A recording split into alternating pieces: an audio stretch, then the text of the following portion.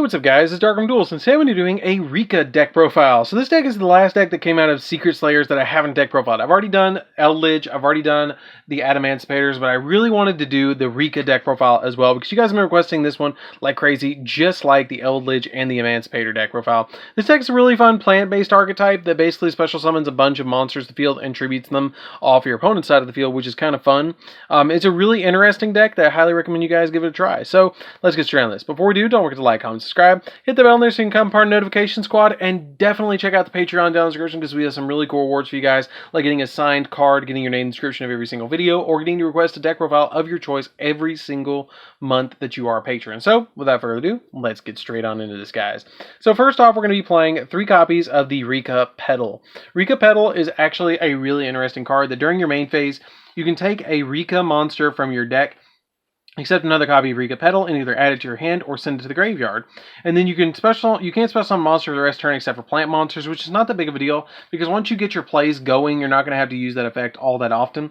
And then during your opponent's end phase, when this card is in your graveyard, if you control no monsters or all monsters you control are plants, you can special summon her back to your side of the field. So she's just constantly recurring and getting you more and more Rikka monsters and more resources. Then we play 3 copies of Snowdrop, the Rikka Fairy. Snowdrop is a really good card because what she does is she lets you tribute a plant monster to special summon both her and one other Rikka or one other plant monster from your hand, which is usually going to be a Rikka or a Lone Fire Blossom. And then for the rest of the turn, you can't special summon monsters that have plants. I believe those are the only 2 that have that ability, so you can go into your extra deck and special summon other monsters with, different monster effects, besides with these 2, because these 2 are the only 2 that lock you into plants, as far as I know.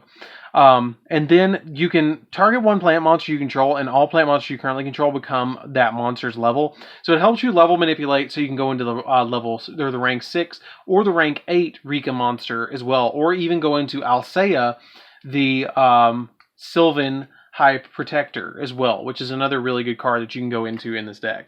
Then we play 1 copy of Hellbore, the Rikka Fairy. Hellbore is a really good one because when your opponent activates a monster effect that targets a monster you control while you have a Rikka monster, you can discard her or tribute her from your hand, or face up on your field to negate the effect. And if this card's in your graveyard, you can tribute a plant monster to special summon her in defense position, banish her when she leaves the field.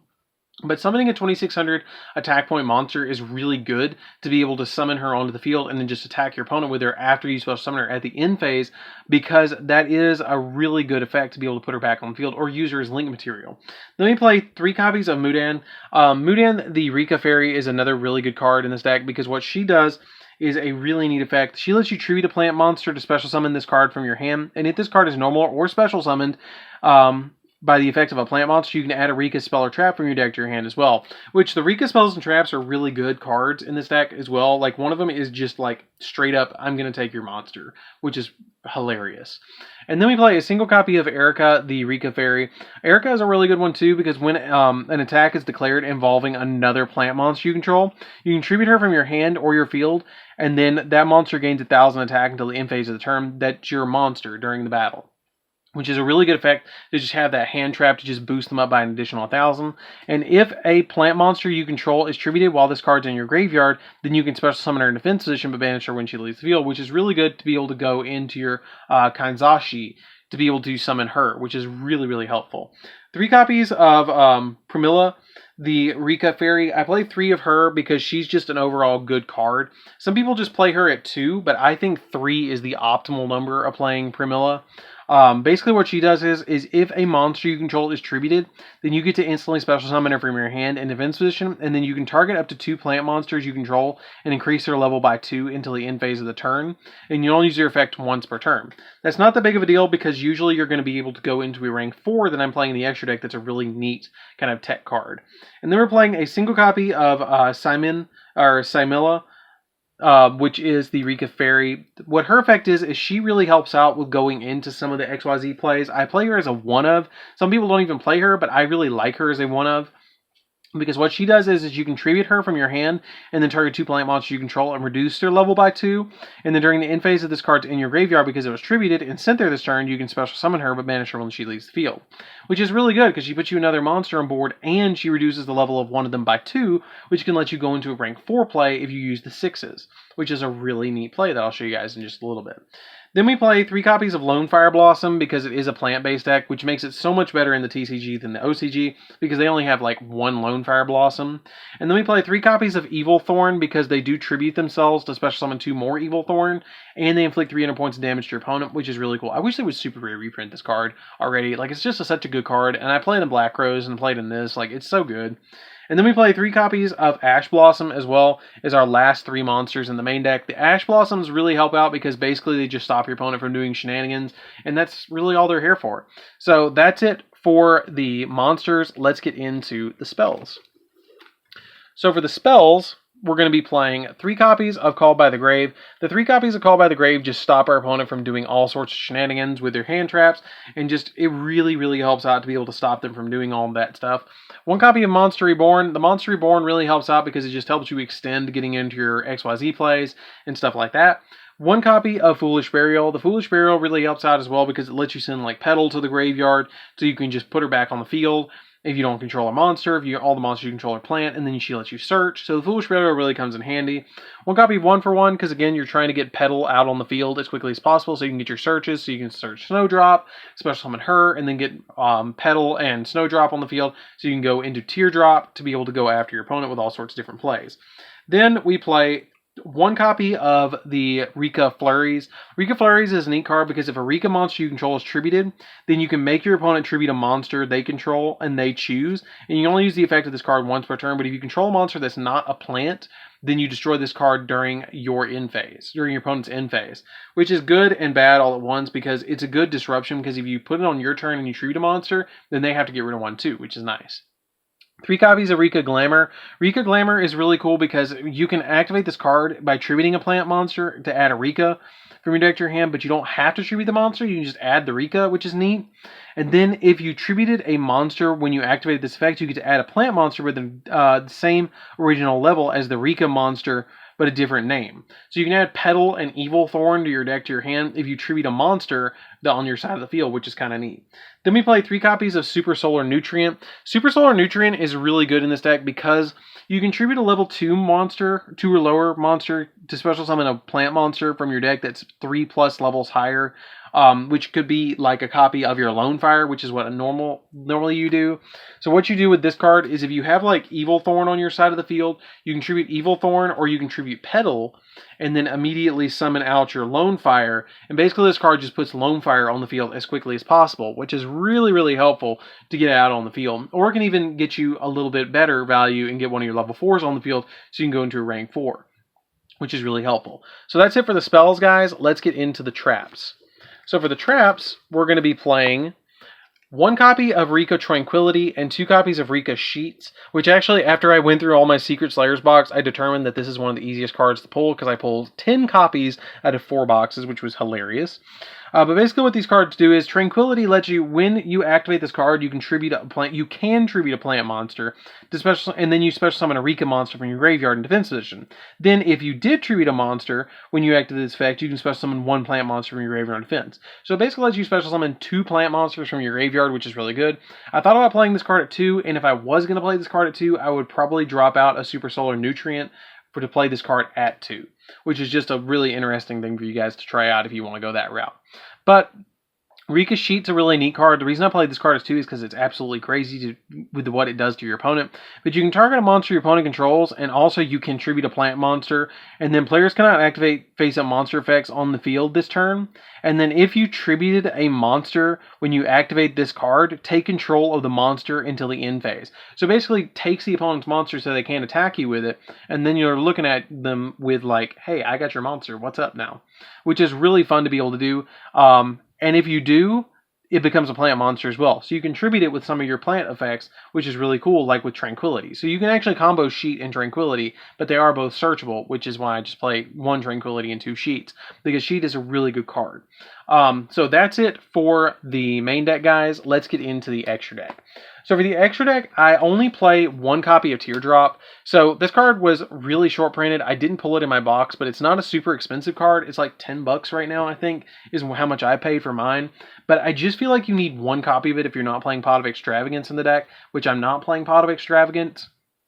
I just feel like you only go into her like 1 time, maybe twice.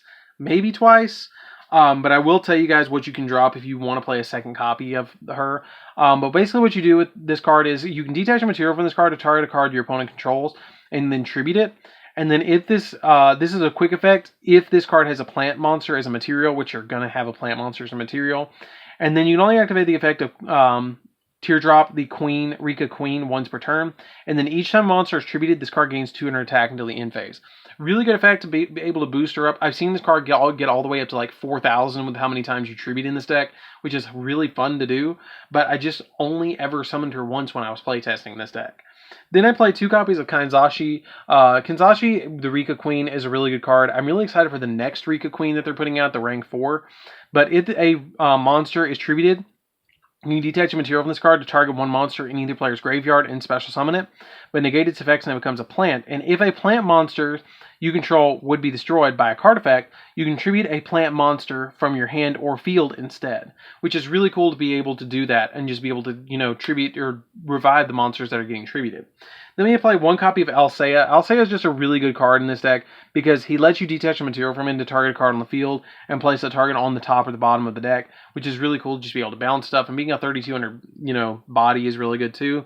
1 copy of Dingritsu. This card doesn't come up all that often, but it does come up because it is a good rank 8. But basically what this card does is you can special summon this card, and then you can, when it's special summoned, using you can either send a card your opponent controls to the graveyard or attach one of your machines, which you don't play machines. So it's just a really good card overall because of that, and that's why I played this card at 1. We play 1 copy of Bahamut Shark, which is my secret tech card of this deck.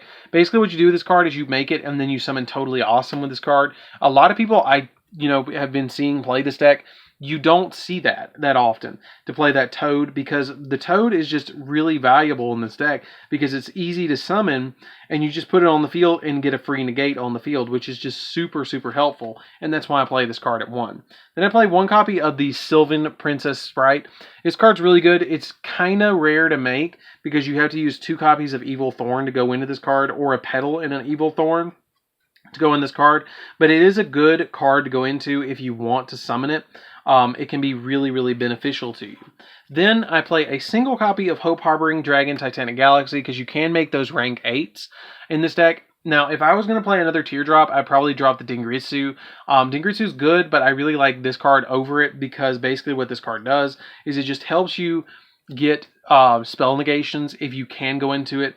It's kind of rare to go into anything but the Teardrop for the rank 8s or the Alsea, but it is an option for you guys if you want to drop the Dingritsu and go for another Teardrop. 1 copy of Boral Sword just to OTK your opponent. 1 copy of Mekk-Knight Crusader Avramax, again, helps you OTK your opponent. Jasmine comes in super handy in this deck. This is a card that you summon all the time. Usually you summon this card off of 2 copies of Evil Thorn. But basically what this card does is it lets you tribute a monster this card points to, and special summon a plant monster in your deck in defense. So it just lets you grab like a Petal from the deck and then instantly add a card from deck to hand as well. So it gets you so many plays off of this 1 card. Nightmare Unicorn because it bounces stuff. Phoenix because it pops spells and traps. And a single copy of Relinquish Anima, which is another card that I don't see a lot of people playing in this deck, and I don't really understand why. I know that the Petal restricts you, but if you summon something like a copy, it says for the rest of the turn. So if you summon Relinquished Anima, then you can put an Evil Thorn under it, and then link away the Evil Thorn, summon Relinquished Anima, gobble up an opponent's monster, link it away, summon something like your copy of Nightmare Phoenix, and then pop a spell or trap, and then link that away with something else, and then summon Unicorn, and then go from there. I mean, you have plays with this card that you can go into a lot of different stuff, and it even lets you link up into Boral Sword as well, which is really helpful. So that's it for the deck, guys. I hope you enjoyed it. It's a really fun deck to play around with. It's probably getting the least attention out of all 3 of the decks, which is kind of sad because it's a really good deck. I mean, she's even got a tear. I mean, it brings a tear to her eye. That's why she's called Teardrop, is because she's not getting the attention that she deserves. So definitely give this deck a try. It's a really fun plant-based deck that actually can be fused with Aroma Seraphie or Aroma cards, which is really interesting. I've seen people do that with this deck, but it's a really fun deck. I like the pure build better, but definitely give it a try. So anyways, guys, this is DarkArmedDuelist. Don't forget to like, comment, subscribe, hit the bell on there so you can become part of the notification squad. Definitely tell me what you think of this deck down in the comments down below, and check out that Patreon down in the description, and I'll see you guys in the next video. See you around, guys.